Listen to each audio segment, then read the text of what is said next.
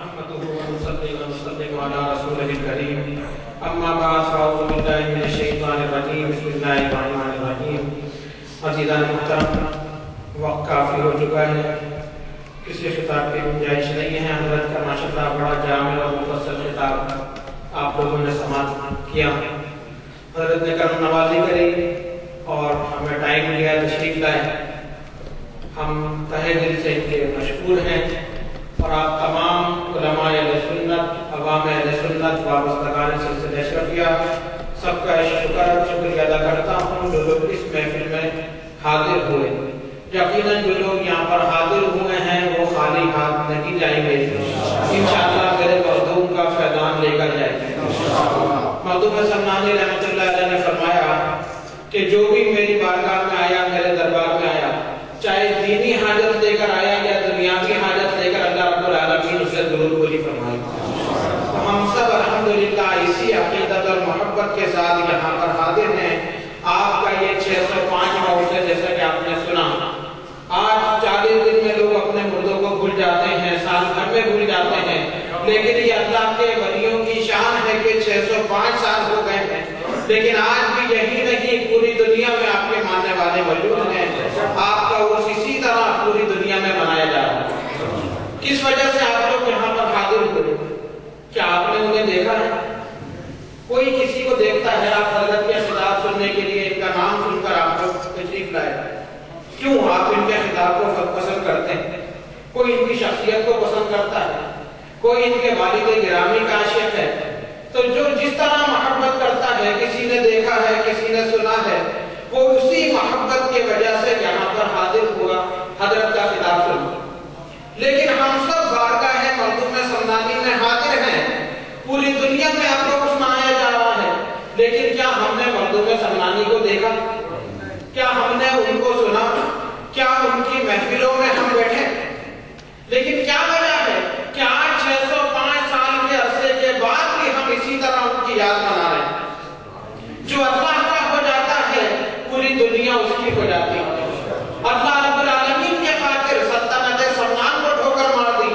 آج اتنا عرصہ ہو گیا، آج بھی ان کا نام زندہ ہے، قیامت تک زندہ رہے. دنیا کے ہر شہر میں ذمہ داری کے ساتھ کہتا ہوں کہ ہر شہر میں آپ دنیا کے ہر ملک میں چلے جائیں، آپ کو کوئی نہ کوئی اشرفی ضرور ملے گا. کیسے ملے گا؟ یہ میرے مخدوم سمنانی رضی اللہ تعالیٰ عنہ کا فیضان ہے کہ آپ کی اولاد بھی پوری دنیا کے اندر آباد ہے. آپ کے جانشین حضرت عبدالرزاق نور العین اشرفی الجیلانی کی اولاد پوری دنیا میں جگہ جگہ ہجرت کر کر آباد ہوئی. وہیں سے آپ کا خانوادہ چل رہا ہے اور سلسلہ اشرفیہ اسی طرح پوری دنیا کے اندر موجود ہے. اللہ رب العالمین فرماتا ہے، جیسے کہ حضرت نے حدیث مبارکہ پڑھی، کہ جب وہ کثرت نوافل سے بندہ میرا قرب حاصل کرتا ہے، اس کی زبان بن جاتا ہوں، میں اس کے کان بن جاتا ہوں، میں اس کی آنکھ بن جاتا ہوں.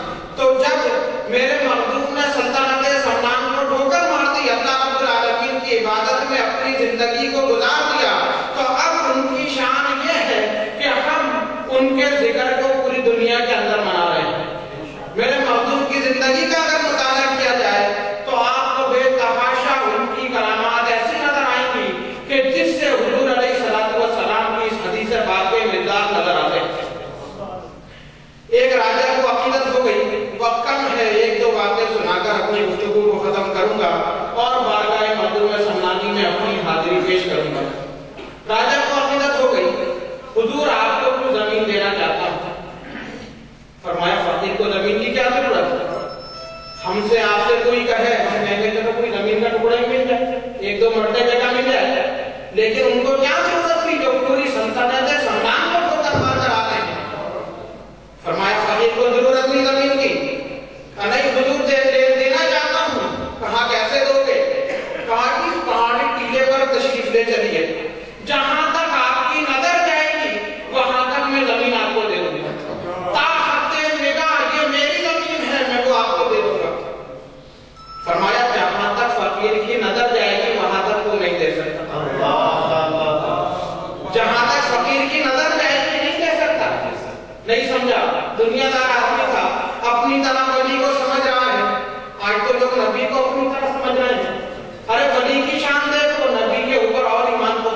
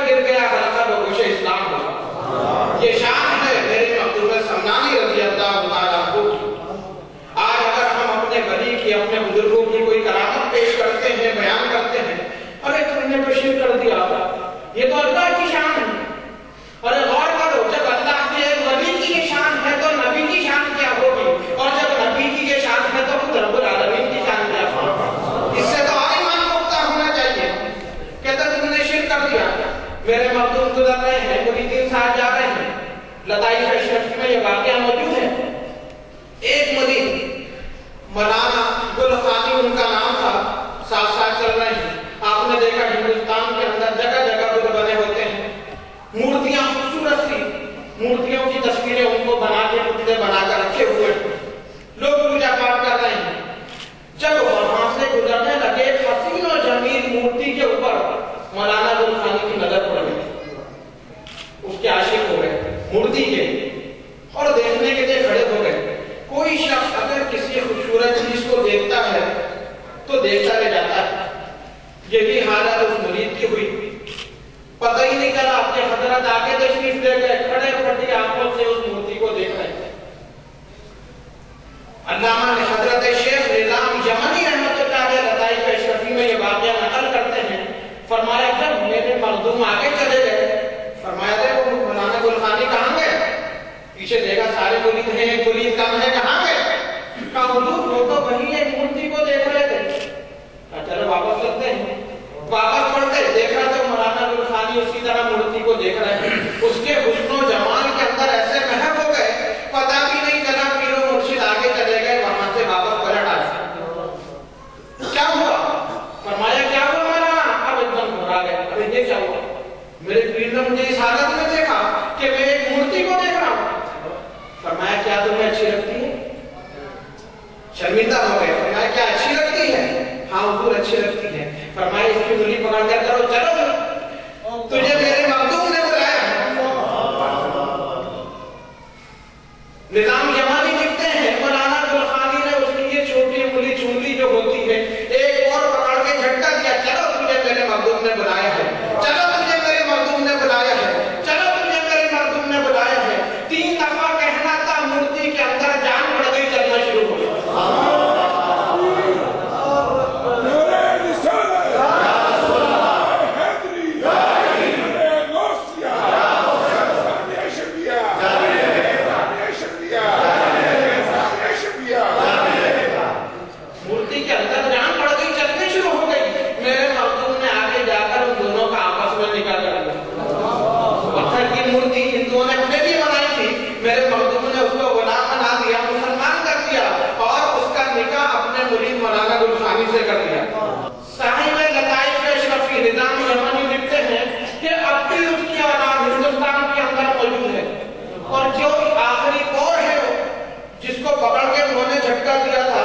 ان کی اولاد میں جو بچہ پیدا ہوتا ہے اس کا صرف یہ پتھر کا ہوتا ہے، باقی پوری جسم ہوتا ہے۔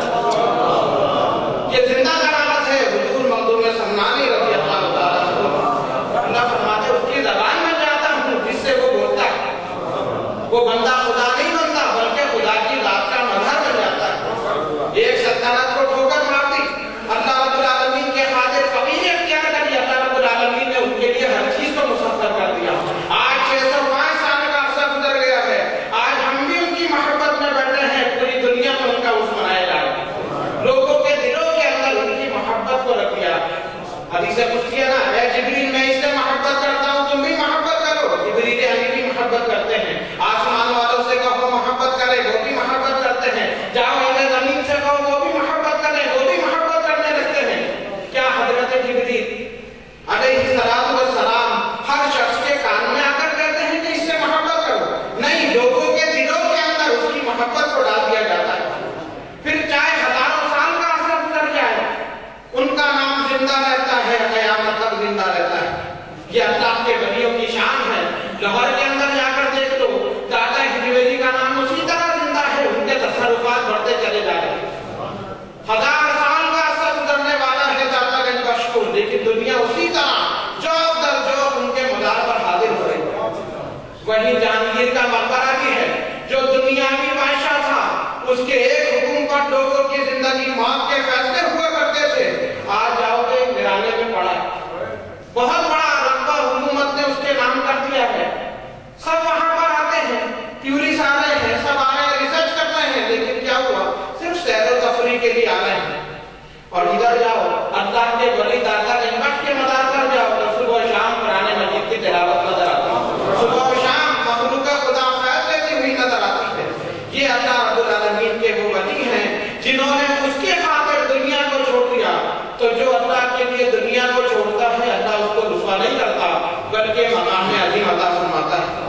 میرے بزرگوں اور دوستوں، ہم اور آپ یہاں مردم پاک کے اس میں حاضر ہیں یقیناً اسی نیت کے ساتھ اور اسی عقیدت کے ساتھ کہ آج ہم ان کے فیضان سے مستفید ہوں گے۔ میں ایک مرتبہ پھر تمام علماء اہل سنت خصوصاً جگر گوشہ فقیہ اثر حضرت علامہ مولانا مسعود احمد حسان صاحب کا شکر گزار ہوں کہ وہ تشریف لائے، ہماری اس محفل کو رونق بخشی، اور دیگر عوام اہل سنت کا شکر گزار ہوں۔